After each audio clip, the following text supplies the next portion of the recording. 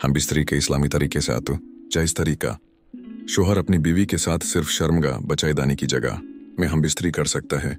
कुरान में फरमाया, तुम्हारी बीवियां तुम्हारी खेतियां हैं, जहां से चाहो आओ। अल बकरा 223। मगर पीछे मकाद में हम बिस्तरी करना हराम है। तक अदाब मुबशरत, पहले अल्लाह का नाम लेना और दुआ पढ़ना। बिस्मिल्लाह, अल्लाहुम्मा जन्निबना अश-शैताना व जन्निबी अश-शैताना मा रज़क़तना।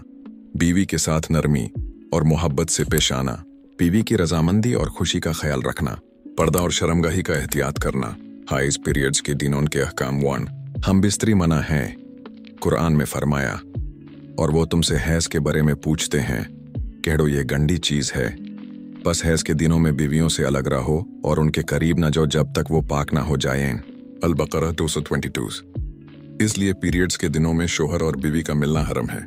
तू क्या जायज है? इन दिनों में बीवी के साथ बैठना, बात करना, प्यार करना, बोसा लेना सब जायज है। सिर्फ दखूल शर्मगाह में हम बिस्तरी मना है। 3 पाक होने के बाद जब हैज खत्म हो जाए और बीवी गुस्ल कर ले तो फिर हम बिस्तरी जायज हो जाती है। खुलासा, हम बिस्तरी सिर्फ शर्मगाह में जायज है। मकाद में हम बिस्तरी हमेशा हराम है।